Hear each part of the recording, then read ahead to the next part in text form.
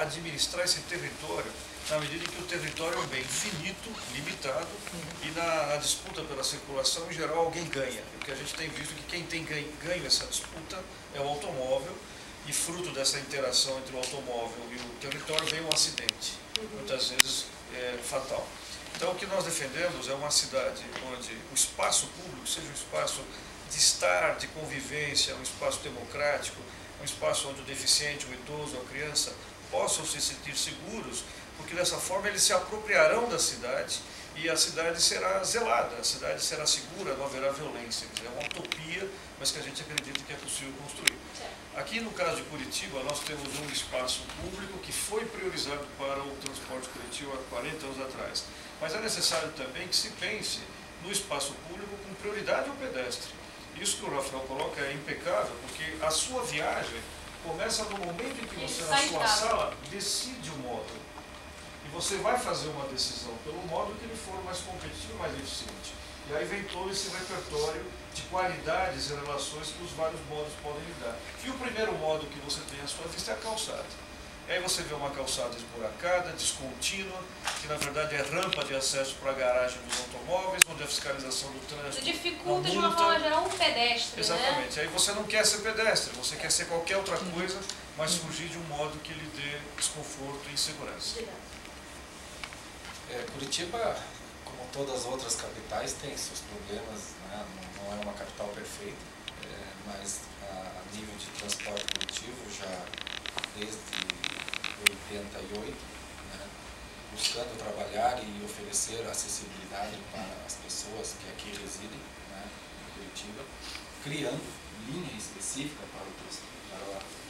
e linhas específicas com o uso de elevadores, né? Para atender os caminhantes, para atender as pessoas que necessitam. E hoje é a capital que tem 90% da frota está acessível para as pessoas usuárias da cadeira de rodas.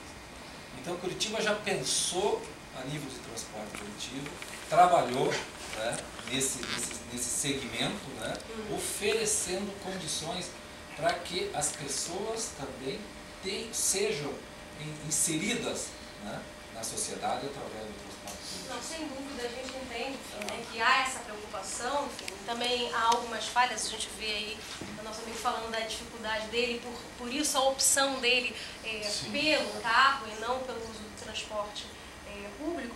E essa é uma das grandes questões que precisa se equacionar a mobilidade urbana nas grandes cidades. Né? Quando não há um sistema de transporte que atenda as pessoas, que não seja satisfatório, que não é o caso aqui de Curitiba, mas da maioria das cidades, quer dizer, aqui vocês estão no nível acima da maioria das cidades brasileiras. Mas quando não há um sistema satisfatório, as pessoas tendem a ter os seus carros particulares, ainda mais nos dias de hoje, onde o incentivo para que se tenha um carro particular é muito grande, está muito mais fácil hoje. Né? Como é que se resolve essa equação? A gente é instigado pelo poder público a usar o transporte público, mas não temos transporte público de qualidade, usamos mais o carro. E aí, qual é a solução? Então, eu acho que nos últimos... Como é que fica aí o usuário? Nos últimos 10 anos, a gente teve no início um discurso dos poderes públicos, inclusive no nível federal, para o uso do transporte público, mais medidas econômicas efetivas priorizando o transporte individual. Por exemplo, você aumentou as linhas de crédito, você permitiu que as linhas de crédito dos bancos fossem ampliadas para que as pessoas pudessem comprar carros.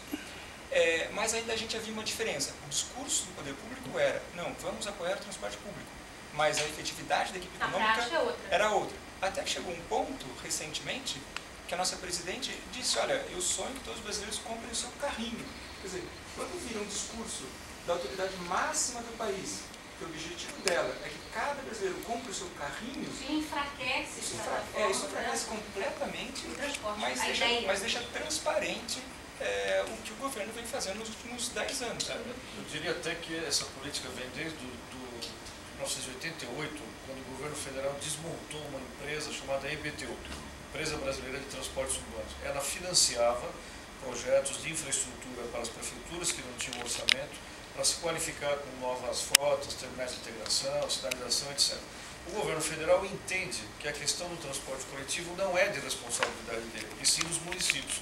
Então, por quase 25 anos, o governo saiu do financiamento a fundo perdido, apenas o BNDES continuou financiando metrôs, são poucas as cidades que implantam metrô, o grosso do Brasil é ônibus, né? E, no entanto, os municípios se viram sem condições, muitos municípios inadimplentes, sem condições de tomar empréstimo. Então, e no contraponto, o Brasil fez do financiamento ao automóvel a sua grande política não de mobilidade, mas de geração de emprego. Sim. Então se isenta de ICMS, 36 vezes, e assim a cidade, por causa dessas políticas federais, o município Isso é que paga reforça o também pato. a relação que nós temos com o carro, que é uma relação de status, inclusive, né? Quer dizer, se hoje as pessoas têm mais renda, podem comprar um carro, isso reforça o fato de elas entrarem em um outro patamar da sociedade. Isso reforça muito a relação que nós temos com o carro. Isso É uma muito política claro, né? suicida, porque leva ao estrangulamento da mobilidade e da eficiência da cidade. Eu Né? vou voltar falando um pouquinho do metrô, que a gente começou a falar do metrô no primeiro bloco, depois a gente foi para o outro lado. Eu queria falar do metrô.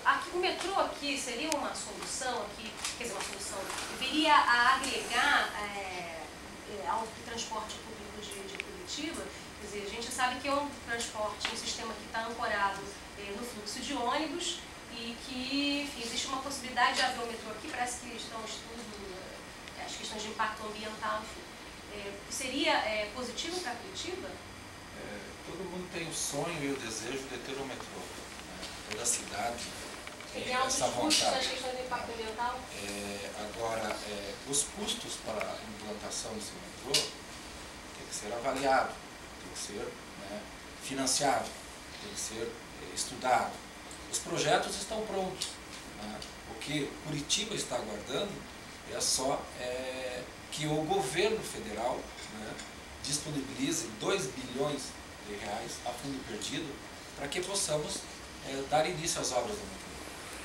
Mas o metrô ele vai resolver uma parte, um corredor de transporte. Não esqueçamos que nós temos mais 5 outros corredores em Curitiba com 320 linhas de transporte. Não vai ser a solução para Curitiba. Mas venha ser uma possibilidade, talvez, para planejar a cidade exatamente para quando ela tiver 6 milhões, 5 milhões de habitantes? Pode ser? Pode ser uma possibilidade? Pode, mas no estudo é interessante a coisa do metrô em Curitiba, porque no estudo atual ele está inserido como um único corredor. Dos 5 corredores, na verdade, meio corredor. Então ele foge daquela ideia de como será. Ele não, quando se propõe o metrô numa cidade como Curitiba, no projeto atual, eles não está pensado, olha, quando a cidade tiver 3 milhões, essas serão as linhas, essa será a articulação entre o metrô e o ônibus, nada. Olha, precisamos resolver um corredor que está lotado, temos dinheiro para resolver metade, então vamos tentar resolver essa metade.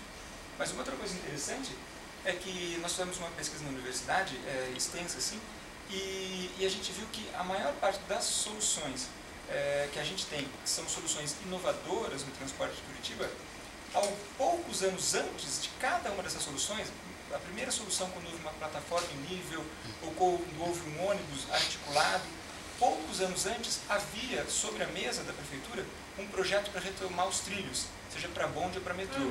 Ou seja, sempre em momentos de crise do transporte coletivo sobre pneus, em ônibus na cidade de Curitiba, havia um grupo dizendo, não, mas a gente precisa do metrô. E daí o pessoal da UBS foi inteligente o suficiente para adaptar a maior parte das coisas que normalmente só se consegue com o metrô, com ônibus. Então, a gente está nesse dilema.